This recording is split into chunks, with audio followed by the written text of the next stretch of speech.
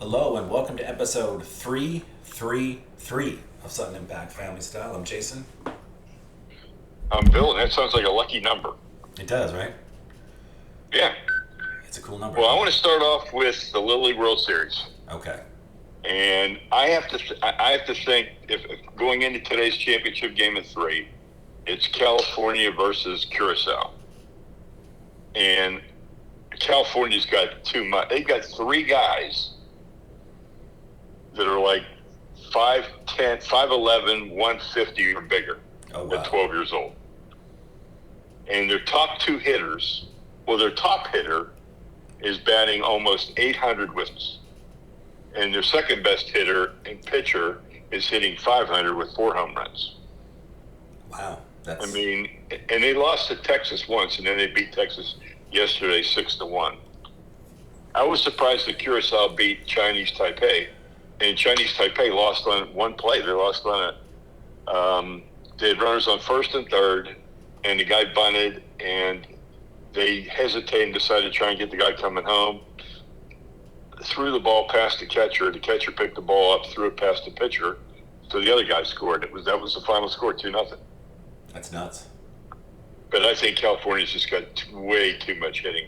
And they're the biggest team I think I've ever seen in Little League. Wonder what that's like. Well, I guess I remember when Dan was 12 years old playing football. Yeah. And because he weighed over a certain weight, he had to be he put X on his helmet, he had to be on the offensive line. Yeah, I remember that. They got like 5 of those. They got like 5 of those guys. Oh, wow. I mean, and they're tall. So, I mean, they're really big. So, we'll see what happens. But I'm looking. Well, that seems like a great transition to something else big. $900 million potentially, right? I know the Saudi Wealth Development Fund has a lot of money. Yes, they do. But $900 million for James Harden, if that's real. I mean, that's what was reported. But that seems to me absolutely insane. And as we pointed out, I mean, what's weird about James Harden is obviously you look at him in China, you look at him hanging out with Lil Baby and rappers in Vegas, like, he seems like he's very popular. But I couldn't tell you what James Harden's personality is like. I mean, and legitimately, I can say what I think about him on the court and all that sort of stuff. But like, he's not a great interview, right? Like, he's not like a. No, I don't think so. So no. it's. I mean, I feel like if you shaved off the beard, he could almost walk around with anonymity. Yeah. But I mean, if it's sort of like when the XFL played for Herschel Walker way back in the day, right? Like, you're gonna have to pay a ton of money to get a semi-relevant NBA star to be in your league, right? Yeah. And I would say. And again, as we talked about offline, I don't know which NBA star would turn down $900 million. That's an insane amount of money, I don't think you can. No, I wouldn't. I mean, I don't care. I mean, even in the, I still think Jordan is better than LeBron if we're going to ever have that debate on this podcast. But, like, if LeBron turned it down, or took $900 million, which he'd probably get more because he's LeBron and not James Harden, but if he took $900 million to leave the NBA and play in the Saudi League, I would applaud him. I'd be like, good for you, man. Like, it wouldn't affect my thoughts on LeBron at all. I'd be like, holy crap, that's incredible. It is incredible. I mean, it's ridiculous. Yeah. $900 million. And then I don't know how long that's for, but it doesn't really matter. It could be a lifetime. $900 million. I was watching Winning Time season 2 last night on HBO, and it was the episode where Jerry Buss offers Magic 25 years for $25 million. The Magic's blown away by it. And now you can be that 9th guy on a good team, and you're making close to that over a couple of years, right? Yeah, not 25 years. Yeah. And then I guess we have one more semi-NBA story. Did you see Giannis' interview? Yeah, I did. I thought that was kind of cool. It was kind of cool. I mean, I think as other people have pointed out, like, whether it's cultural or it's just the personality that is Giannis, he's a very open person with the media, right? He says he doesn't seem to have a filter. Like, he says whatever he wants to say. And, Milwaukee's ownership sold. You have an aging team. And he said he doesn't want to be on a team just to stay on the same team. He wants to be competing for championships. And, he won a ring in Milwaukee. Milwaukee went all in to get that ring, and it was worth it, I think, if you're the franchise, right? Right. But if you're Giannis, Drew Holiday is aging and injured all the time. Chris Middleton is over 35, aging and middling, Brook Lopez, who you brought back, is 38. You've given up almost all your draft picks, and there really isn't a young, there's not a Tyrese Maxey on, even that level of player, younger than 30 on that team, right? And no picks. Like, pretty if you're much, Giannis, yeah, pretty much. It's hard to imagine you wanted to stay in Milwaukee in 2 years, especially, he's mentioned that he loves the city, that never, he loves New York. As people have pointed out, in 2 years from now, it's hard to imagine that the Lakers will be paying LeBron James. And they love getting stars. So that's another thing just to keep an eye on. And, I don't see Giannis asking out. I definitely see him saying he'll play the rest of his 2-year contract. But I think if it doesn't go for I don't see him. He'll ask out after that. He won't resign. Yeah. But I don't think he'd ask out. I think he's too classy of a guy for that. I do too. But I could see if things don't go well this year, there's more injuries. I could see the move if you're Milwaukee being like, well, what can we, if we talk to Giannis and it makes it, I think statements make it clear that he doesn't plan on being there long term unless something drastic happens, and they don't really have assets to make something drastic happen. They would have to have a second round pick turn into a Jokic type player in the next couple, or a Draymond Green type player in the next couple of years to give them a star. And, it's gonna, that was just interesting NBA news. It was very, and I see the Dame rumors are up again. Of course. And then I guess as long as we're talking trades, we have another wonderful transition. Trey Lance was traded. Yes, he was, for a 4th round pick. And every time they mention that, they show the graphic of what he was traded for. Yeah. Which is a king's ransom. And they show all the players that went after him. Yep, all the ones you could have had. Yeah, Waddle, Chase, Parsons, it's an incredible list. And then they traded him to Dallas, of all places. And the 49ers in Dallas, if you know your football history, they're not friends, right? No, and I was shocked that they did that because they didn't see that. I thought they would make sure they moved him to the AFC. Yeah. And I thought that would be exactly what they would do. But it's not what they did. No, and we talked offline a little bit. You're not paying Brock Purdy anything. You're going to have to pay him at some point, probably at the end of this year if he's good. You're not paying Sam Darnold very much money, and Trey Lance doesn't make a lot of money. So you didn't even have a financial need to trade Trey Lance. You proved that 3 quarterbacks on a roster is something you really need.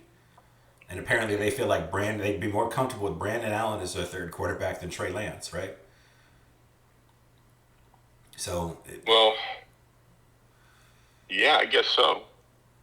Because again, I feel like if you were the organization, if you were Kyle Shanahan and you were John Lynch and you were like, look, you've been snake bit. You played 1 year at a Division II school. COVID happened. You didn't get to play any games. Your rookie season, you got hurt. Last year, we had you as our starter. We were all set to roll with you and you broke your leg. You're just not, you've thrown 400 passes in the last 5 seasons. You're just not ready to play. But if you stick with us and you run our scout team, you're our 3rd string quarterback, we're going to give you a chance to compete in the future. I think he would have stayed and been as happy as one can be because he's the 3rd quarterback in Dallas right now. You still got Cooper Rush, who played pretty well. But yeah, I just thought it was a crazy trade. Just head to toe. I don't know. Yeah, I think it's crazy too. Do you think that's where it's going to stay? Well, as people have pointed out, Dak Prescott's contract is up next year and he's owed $60 million. And I think if he doesn't win the Super Bowl this year, he's gone. He's gone. And then maybe if you're the Cowboys, you like, Cooper Rush, Trey Lance, and a rookie you bring in, let them compete. And I'm sure every team looked at Trey Lance coming out of school and was like 6'3", 200 pounds, 4'5", 40, cannon of an arm. And apparently, by all accounts, a nice person, right? So, yeah. I mean, I'm sure that the GM was probably like, a 4th round pick on a guy with this physical ability, we've got to take it. and we'll bring him in. We will be the ones. Maybe Kyle Shanahan doesn't know what he's doing. We'll be the ones that develop him. So, yeah, it's not a destination people thought he would go to, right? Definitely not. That's not even in the top 5 options I thought where he would go. No. All right, we got a lot of football to break down. Should we start in the most boring place of our... Yeah. You want to go NFC West to start? Let's go NFC West.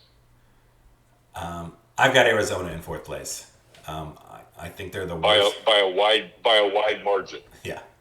I think they want Caleb Williams. I don't think they want to win. I mean, there's already rumors that, Kyle Murray, for whatever you think of him, he's already going to be shut down for the year. Their 2 starting wide receivers are 5'7" and 5'8" respectively. It's just, it's not a good team. I don't really know what else we have to say, right? You know what I get to say? What? The only reason I have them in 4th is because I can't put them in 5th. Good call. I'm assuming we might be... I mean, they are... Yeah. They are absolutely horrible. And the team in 3rd place is a really odd team for me as far as what they're going to do this year. I think what they could do as far as affecting other teams in the league is more intriguing than what they'll do as a football team. And I have the LA Rams in 3rd. As do I. I just don't... I can't figure out the Rams. No. I really can't.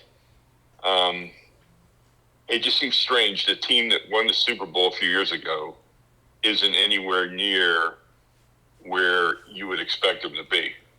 No, they have one of the youngest, most inexperienced rosters. But the reason I'm intrigued by them is you have 2 awesome players over 30 that probably don't want to be in a rebuild. And one is one of the best defensive players in the league in Aaron Donald. And when healthy, one is the best receivers in the world in Cooper Kupp. So if this becomes a rebuild, could you see both those guys moving?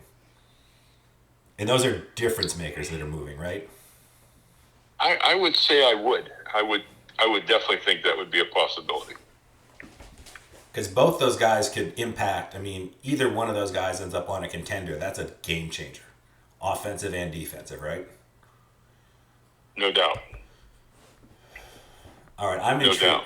I'm intrigued. I don't know if we're so far we're 2 for 2. Do you think we're going to agree on the 3rd one? Who do you have in 2nd?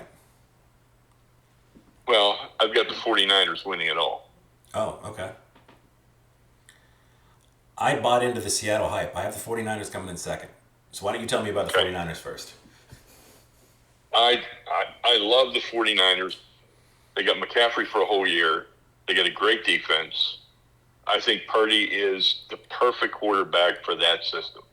He doesn't have to win the game by himself. He has to manage the game. He's got great weapons. He's smart. I loved him when he played in college. I did not expect him to be the starting quarterback for the San Francisco 49ers at any point. No. But after having watched him and seeing how he plays, and what that team needs, he's perfect as long as he doesn't get hurt. It's a good. Yeah, I mean, I can't make much of an argument against them. I guess part of me thinks they're starting out 0-1. So. I hope they're starting. I hope they're starting off 0-1. I like Sam Darnold in that situation. I think it's kind of like what we talked about with the NBA. We talked about Eric Gordon. Yeah. Ending up in the right spot. Maybe Sam Darnold's in the right spot right now. It's true. Because he looked better than I've seen him look since they drafted him. It's very true. And he was a consensus top 5 pick coming out. He was, a highly graded quarterback coming out. Bosa's injured still. Yeah, and he'll be injured again. Again. There's no doubt about it. Yeah. McCaffrey, Kittle, they're both injury prone. And I guess I didn't watch Brock Purdy in college. And, I know that I live in most of my life I've had to deal with a certain quarterback who was a 6th-round pick who became maybe the greatest football player of all time. So I know that the roadmap for Brock Purdy is out there. Now the most annoying person on television doing commercials. I can't stand Tom Brady as an entertainer. Yeah. He's genuinely bad in commercials, but whatever. But I like Seattle. I have them in first. I love the Jackson Smith and Jigba. They have 3 studs at wide receiver. You know he's got a broken hand now, right? Yeah, but he said he'd be ready for the season. I like what I saw from Geno Smith. I like the home field advantage of Seattle, and I just I don't know. They played really well last year. I think they're going to improve, and I like Seattle's potential health better than San Francisco's potential health. And here's my last thing on this division before we move on. Do you know who do you think is the best receiver fantasy-wise in Seattle? Well, you would think Metcalf. Right, you would. But for 4 consecutive years, it's been Tyler Lockett. So just keep that in mind for your fantasy drafts if you haven't drafted already. Because Tyler Lockett's like one of those, he makes everybody's all boring team. Until you look at his stats and you're like, oh, he's like a top 10, 15 receiver every single year. Yeah. All right. You want to stay on the West and go to Let's stay AFC West. Okay. You start out. Kansas City. I think Kansas City is the new England. I have to pick them every year. I don't see any reason not to pick them. Last year, Tyreek Hill leaves. They don't miss a beat. No. It's plug and play. And Pacheco, who would have ever thought he would be what he turned out to be? And yet he did. And then every time I'm watching a game and you sit there and you say, he's going to go to Kelsey on this play. And he does, and Kelsey's open. And I don't understand that. I just don't understand how one player can consistently be open when you know that's where it's going. It's like you have the playbook. You know it's going to happen. And don't understand. And I agree 100% with you. And I think the one sort of stealth compliment I give the Chiefs, and I get jealous of, is their play design is incredible. You have the best quarterback. You have the best tight end. You've got a good offensive line. You've got solid receivers. You've had better. But, they scheme guys wide open so that they have a lot of easy plays in that offense, despite having all the talent in the world. And I think that just puts them just head and shoulders above everybody. And I'm not worried about Chris Jones. Even if he takes the first 8 weeks of the season off and only plays the second half, I don't think that's going to hurt the Chiefs too much. I don't either. I mean, they are just ridiculous. Yeah. So, I don't think we need to spend any more time talking about them. No. I guess we're going 1, 2, 3, 4 this time. So. Yep. In 2, I got the Chargers. I have the Chargers the same spot, and I'm wondering if it's something about the city, because when you look at their roster, it's a great roster. Great roster. A great star. Are they the Los Angeles Angels of the NFL? They have been for the last 5 or 6 seasons without question. Even almost back to Phillip Rivers, maybe, right? Yeah. Like a team They've where you're like, always had great players. Yeah. They just can't win consistently, and they can't win at the right time. Great players, great uniforms. Yeah, I didn't even think about that, but that's a beautiful analogy, because you go back to Phillip Rivers, which now I guess encompasses 20 years, and they're always the team that people are like, look out for the Chargers this year. And you go back further than that, you go back to Dan Fouts. Yeah. You can go back forever. They are that team. Wow. Star-crossed, whatever you want to say, but they are that team. Now, they got great uniforms. Outstanding uniforms. Love the uniforms. Love that shade of blue. Love Justin Herbert. Just love Austin Eckler. Yeah. But they're not going to get over the top. No. But they could be a solid wild card team now, and then they can go in and crap the bed like they did last year against Jacksonville too. Yeah. They were up 28 points, and the other opposing quarterback had thrown 4 interceptions in the first half, and they lost that game at home. And that stays with you. I don't think you get rid of that right away. No. I think that's a haunting kind of a thing. I agree. I don't know if there's any intrigue, but I give the Broncos the 3rd spot. Interesting. I don't think Sean Payton is going to worry about Russ cooking. And I know Jerry Jeudy just hurt his hamstring, and that could be a lingering thing all year. But I just like them better than the Raiders this year, I guess. I don't know. Okay, so I kind of have them even, Yeah. and so I'm kind of having a hard time here. What do you think about the Raiders quarterback situation? I kind of like, is it O'Connell? The rookie? Is it O'Connell or O'Driscoll? Whatever his name is. Yeah, I can't remember what it is either. I kind of like him a little better than Jimmy G.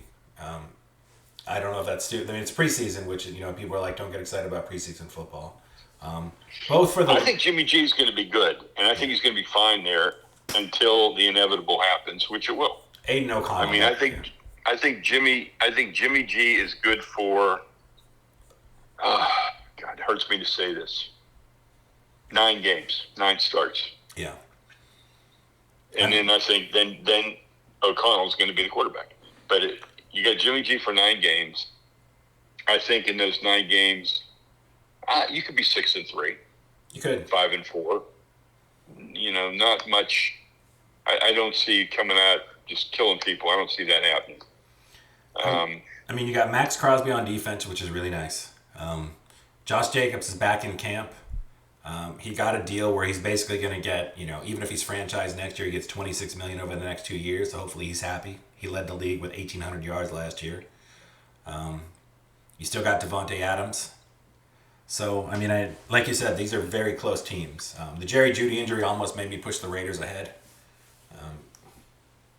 But I guess I went with the Sean Payton, Russell Wilson combo of figuring it out. Sean Payton's one of those, I think he's close to being in the conversation of a great coach, right?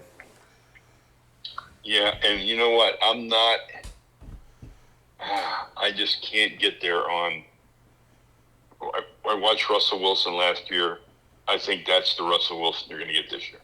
It's basically been the Russell Wilson for 2 straight years now, and people always say people show you who they are, and he's not the young athlete he once was. He's not playing in that Pete Carroll system with the Legion of Boom and Marshawn Lynch in the backfield. Like, that's not the team he has, So, yeah, I could see that going either way. You and I are probably our 2 favorite conferences. Obviously, the AFC North is always going to be our favorite. But we both like the NFC North as well, right? Right. You want to go backwards or forwards for the NFC North? Let's go backwards. Let's start at 4, and I'm going to give you my 4. Okay. My 4 is the Browns. Okay. I have them as 4th as well. Yeah. My 4 is the Browns because I don't believe. No. Very simply, I don't believe. I don't believe, and I don't think I don't think Deshaun Watson gets too much rust to shake off. And they're the Browns. That's a good call. Is it Juju said that? The Browns? He did. That's one of the many good Juju quotes while he was still in Pittsburgh. Yeah, they're the Browns. I can't go them 4. I can't go them higher than 4. I know, because I looked at this and I was like, Nick Chubb, Amari Cooper, Elijah Mitchell, David Njoku, solid offensive line that can always run the football. You got Myles Garrett, one of the best defensive players in football. Some nice pieces. But yeah, they're the Browns. I like the other 3 teams in the division better. Mm-hmm. And I hope karma doesn't allow Deshaun Watson to be good again. I know we don't know. No, that's a good point. I hope so. I hope so as well. Like, I don't know exactly what happened. I'm not going to pretend to, but 30-something people coming out against you and you doing creepy stuff, I don't want you to do well, and I don't want to root for you. Like, I don't want to root for him either. I had him on fantasy, and I traded him right away for nothing because I just didn't. I was like, even if he comes back and he's the best quarterback in football, I don't want my fantasy, which is supposed to be fun football, to involve Deshaun Watson.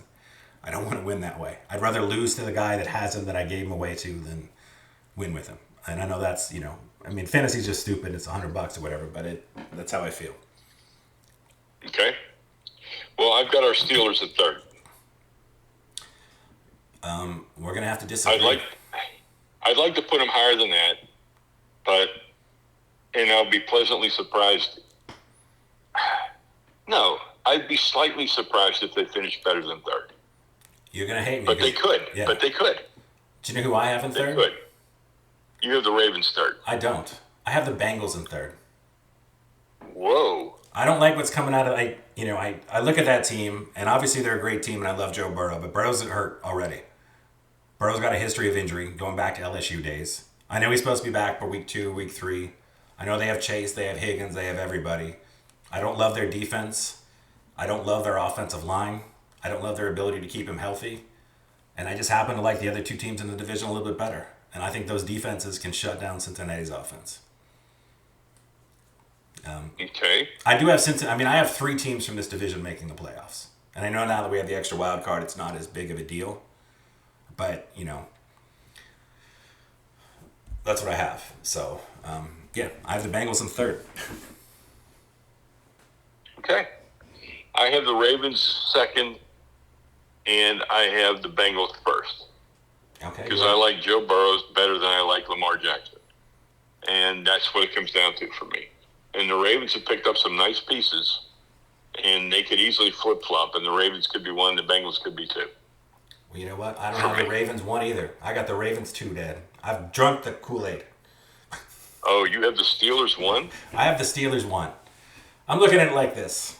I know I've been on here and I bashed Tomlin's 500 record, but between the last 3 seasons with Noodle Arm, old Ben Roethlisberger, Duck Hodges, and Mason Rudolph, and the 3 quarterback poo-poo platter that he ended up kind of having last year because he didn't give anybody a chance to develop, they won 9 games last year.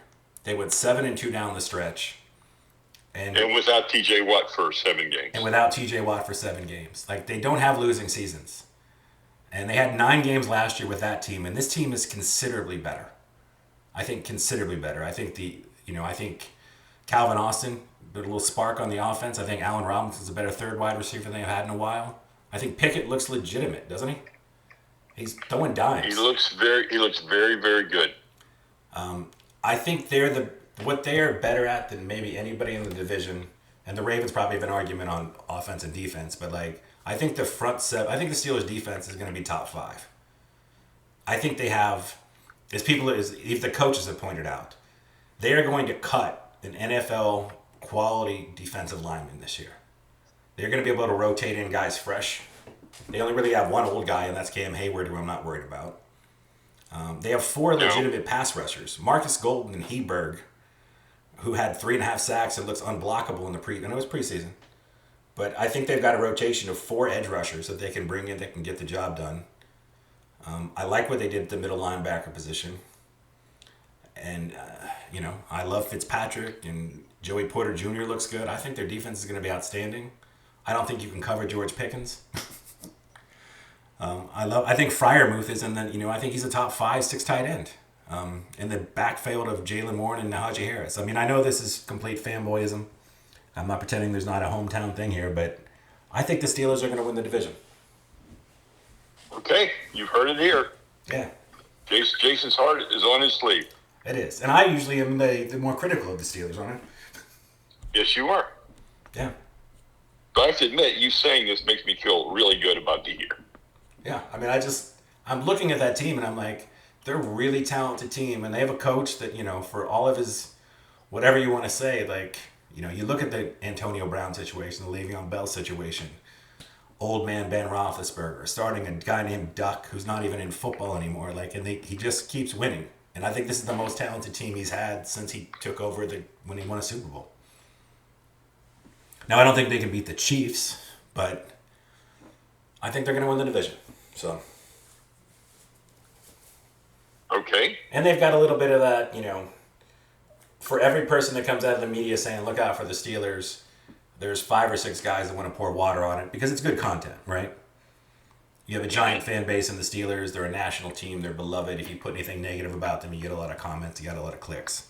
So, I mean, I understand that's part of it. But, yeah, I really like them.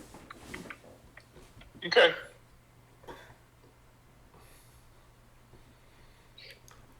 Your ringer has the Steeler defense rated 8th. Oh, nice. They must have moved up because the last time I heard they had him 11th. If TJ Watt is people have shown the stats. When TJ Watt is on the field, the Steelers' record is incredible. Yeah, it absolutely is. And like I said, I don't think since TJ Watt's been there, they've had this kind of depth at outside linebacker. I think, Highsmith has come into his own, and I think Heiberg as a rookie looks really nice, and I think Marcus Golden is the perfect. I think they've had other guys. I think the GM has done a phenomenal job. Yeah, Kahn and Wheeler, or Wield, however you say his name, the guy I got from Philadelphia, have done a really nice job. And then the offensive line, the guy they got from the Eagles is an absolute beast. And I like the two people they added. And, I'm excited for Steeler football. And you can hear me cry about it for 12 or 15, 17 weeks later. But right now. Okay.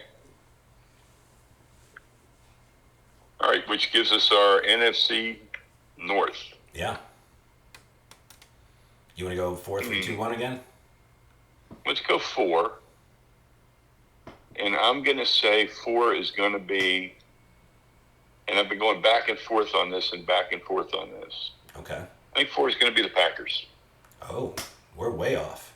I got the Vikings at 4. Yeah. I don't like the Packers. I think there's just too much pressure on that team. And they couldn't get there with Aaron Rodgers. Jordan Love has looked decent in preseason. I just don't see it happening. Okay. I've got them 4. I've got the Vikings 4. I just think they're going nowhere. It's Alexander Madison and the committee in the running backfield. Hawkinson says he wants a record-breaking tight end contract, so that's hanging over their head. It's still Kirk Cousins. I know you got Justin Jefferson, who's probably the best receiver in all of football. But I really don't like anything else they have on that team. Okay. I've got the Bears 3. Yeah, I wanted to put them higher, but I gotta agree with you. I've got the Bears 3. I think they're coming. I think they'll be better. Again, they don't have Aaron Rodgers, so that's not an automatic 2 losses when they play the Packers. So yeah. I think they'll be better. I think Justin Fields looks pretty good right now. He does. They made some nice moves. They picked up some momentum. I definitely see 3. They could push for 2. Yeah. And, special shout out to the Bears for the Claypool trade. Again, it was a great trade. Thank you. Thank you. I notice we're not banking on anything out of Claypool, though. No. I mean, I think Mooney and obviously DJ Moore are both better receivers. And then you got Justin Fields running the ball. You got Cole Kmet tight end. I think the Steelers, and again, it's another kudos to the Steelers coaching staff where they got an incredible season out of Claypool and ended up getting the 32nd overall pick for him. And, it's great. Yeah, no question. I'm going with the Vikings at 2. And I've got the Packers at 2. So. Okay, that's where we switch. I think the Vikings have enough left to make another sizable run at the division. But I bought in you bought in the Steeler hype, I bought in the Lions hype. Yeah. So I'm all in on the Lions.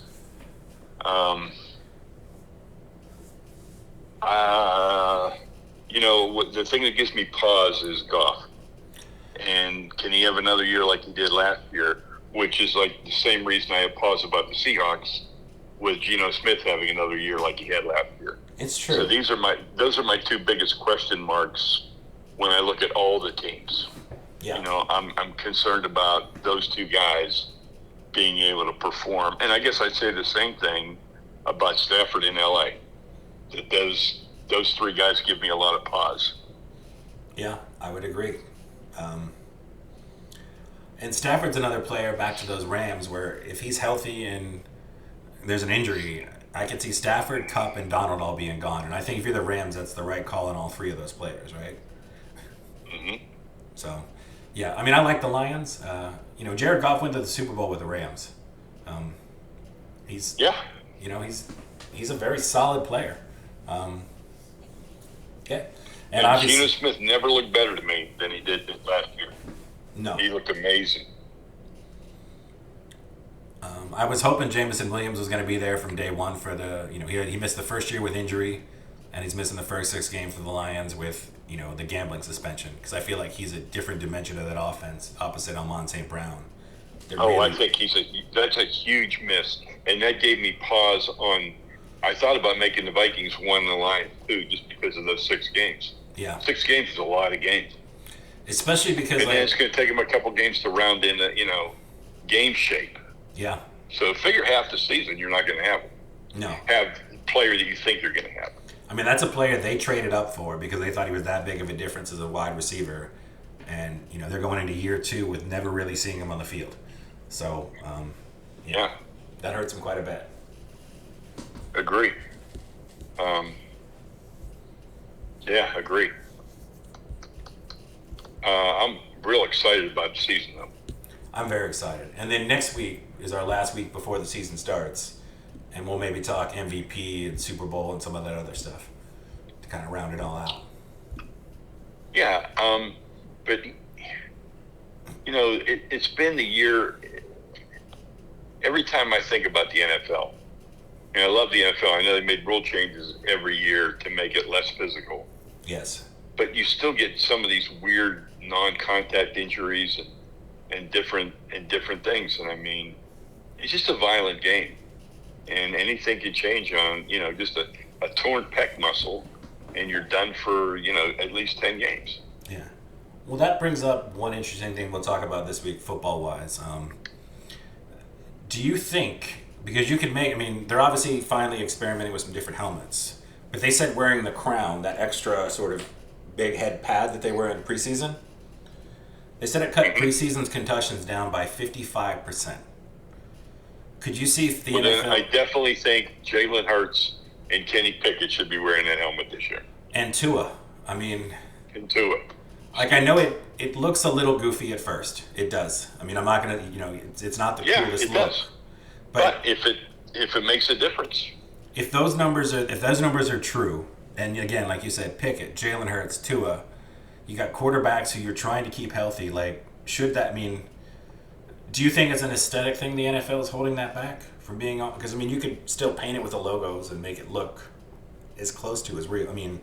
I don't think so. I think that there's a hesitancy on the players just because they've never, how are they going to be perceived if they wear that helmet? Yeah. They're going to get some grief for that. I don't know. I don't know those things. The closest I can think of is the face mask in hockey, which, for a long time was, they did make fun of the players that wore those first, but those players got to smile back with all their teeth. So it was kind of like, yeah, cool. Yeah, you're a tough guy. Good for you. But, try eating some corn. Can't do it. No. So, but I just wondered, like, how much of it's like an aesthetic thing and, worried about. Because it looks, it's jarring when you first see it. It looks a little... like almost like big head mode in Madden football or NBA football. It looks like you're wrapped in bubble wrap. Yeah. But those numbers that came out, and I don't know how, I only saw one study, so I don't want to, push too hard on it. But that's really significant numbers. Agree. I think it's just really, really, you got to be careful. And I think if it's going to make a difference, even 25%, even 20%, yeah, I would do it. Tua talked about retiring at 24 with everything, so yeah, I don't know. We'll have to see. Yeah. Well, it's been fun doing our picks. You really made my day with your Steeler pick. Yeah. I hope you're right. I'm rooting for you to be right. I'm rooting for you to be right and me to be wrong. I'm hoping, yeah. I don't know why I've drunk the Kool-Aid as much this year, but I just have. I'm in. Yeah, I agree. I guess entertainment. I'm into. Well, Tuesday night's the last episode of Justified Primeval. Yes. And so this is the showdown week. So we'll, has it been as good as the Justified in Kentucky? No, not by any stretch. The series improved when they took his daughter off the show and they focused on the other characters, which was the right thing to do. But they probably lost a bunch of people in the first 3 weeks. But it comes down to the same thing it always comes down to, Raylan versus the arch enemy. Yeah. And so, and this guy's been a good arch enemy. He's been ultra violent. He's been but I missed the tongue in cheek. I missed the throwaway characters like a Dewey Crow or something like that. I really missed that. The humor in Justified that I just didn't get this year. So I missed that a lot. They definitely had a little bit more. Go ahead. They definitely had. They felt more three-dimensional, more like real people. They weren't as black and white, I'm a bad guy villains in the other ones, I suppose, which I miss. Yeah. Or the bad guys weren't as evil. Yeah. I mean, the body count in this Justified is probably more than the body count in maybe 3 seasons of the other Justified. Yeah. I've seen a lot of people and, that, yeah. I didn't like that. But I really missed the other part of the Raylan character that was kind of dry, deadpan humor. Yeah, I feel like he's definitely changed. And I know it's been 15 years or however long it's been, and it would make sense that people change in real life too. Yeah. I have a couple. And then Dark Winds, which I think is exceptional. So I think there's only 6 episodes. I've been through 4. Oh, nice. It's just really, really well done. And I like Tony Hillerman's books, and I like the Native American information in it, and Mystique and everything. It's just really good, really enjoyable. And then last night I bought, what was the name of the Jennifer Lawrence movie? Oh yeah, the one based on the new one, the new comedy. It looks really fun. And something harder or something. Yeah, I don't know. It was. I thought it was really. I was laugh out loud funny. Okay. And it's a sweet story, laugh out loud funny. Well, I like hearing that because I want to watch it. It looks really good. What is that called? I'm driving. Well, now I guess I own it because I bought it on DirecTV for $20. Yeah, it's probably worth it, right? Yeah, it's $10 a person, and like I said, it was very enjoyable, and we laughed. So we laughed out loud, and even though we'd seen some of the trailer parts are really funny, and so you've already seen some of the really funny parts, but it really well done. Okay. I enjoyed it. On Netflix, I watched You're Not Invited to My Bar Mitzvah, which is Adam Sandler's movie that stars Adam Sandler, his 2 daughters, and his wife is in it. His daughter is excellent. As you know from talking to me, I'm very critical at acting, right? Yeah. And I'm one of the most anti-Nepo people probably. Yes, you are. I'm very anti-Nepo, and his daughter is fantastic in it. It follows along a lot of the same tropes of, a group of friends, one of them becomes more popular, that sort of thing, but it's really well done. It's got a lot of heart. It's a really nice Adam Sandler performance. He's not in it a lot, but he gets to just sort of play a low-key dad. And his daughter's fantastic in it. It's a good, fun watch, I would say. Okay. My next one I'm going to give a half recommendation to. Are you familiar with Deadlock on Amazon? No, I'm not. It's an 8-episode Australian mystery. It takes place in a small town, and you obviously have murder and some crazy Australian characters, so you get that going for you. You got the accent. It's got a little bit of heart, a little bit of funny to it, and the mystery's pretty good. I'm only 2 episodes in, so that's part of my whatever. But Deadlock. And it means dead lake. Lake is lock, so it's dead lake, so it's Deadlock Lake, and it's got a little humor to it. I will say, the woman that plays the detective coming in, she makes a real choice. And I think she's supposed to be irritating, but she's real irritating. So that's my one hesitation as far as, everybody else in the show is fantastic, and it's a really cool little mystery. And it's only 8 episodes, so it's got that going for it. But all right. And I just, for me, if you've listened to me long enough, if you have a cool accent, I can probably give you an extra 5 minutes of watching just because I like hearing voices and new words and things along those lines. So. And then my last recommendation is a video game called Vampire Survivors, which is on phones, Switch, Xbox, PC, anywhere you can have it, it's there. It's a really small development team. It looks like an old school Super Nintendo game. And what's nice about this game is that I think anyone can play, because for the most part, all you're doing is using one thumbstick to move. And you have all these moving monsters and crazy monsters coming at you. And each time you gather, every time you kill them, they drop gems. You get stronger, you gain more weapons, and you just try to stay alive as long as possible.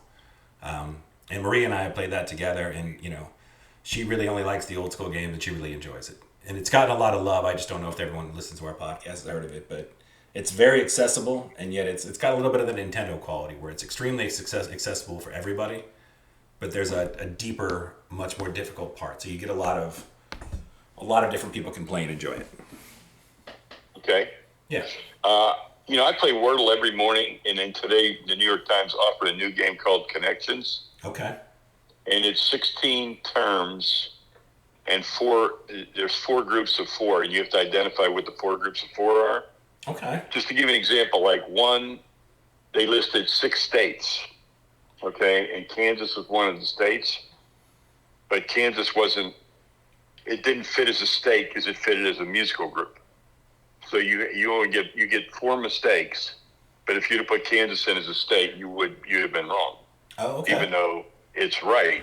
So it's kind of cool. Today was the first day they offered it, so we played it. Mom and I both really liked it. I just call it Connections. Connections. Okay. From the New York Times. All right. And I've got a food moment. Oh, nice. My food moment is, again, from Columbia, South Carolina. The best restaurant I've been to all year with the worst name. Oh. And the name of the restaurant is Mr. Friendly's, which I think is a terrible name for a restaurant. A nice restaurant. I think it's a great name for a hamburger place. Yeah. I don't think it's a great name for a good restaurant. No, I have to. So we went, and I said that the last time I was there, I said it was the best meal I've had in 2023. This was the second best meal I've had in 2023. Wow. So my 2 top things are both in the same restaurant. This time I had buttermilk breaded fried red trout, Carolina red trout. Yeah. It was awesome, and it came with creamy grits and mixed vegetables. I ate every bite. It was outstanding. And for dessert, I had key lime pie, and it was like a whipped cream key lime pie. Oh, nice. And it was really good. It was very good.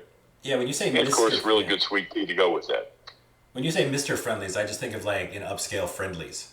Like Friendlies was like, yeah, we have the regular Friendlies, but if you want something a little fancier than Friendlies, Mr. Friendlies.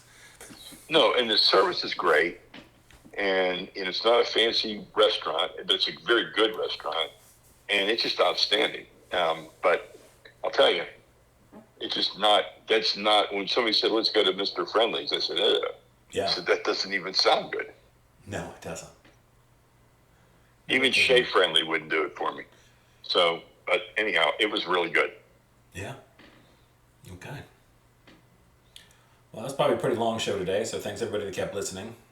Wait a minute. One more recommendation. Oh. Okay, nice. If you're on Facebook, join the Stanley Tucci followers because they post a recipe every day.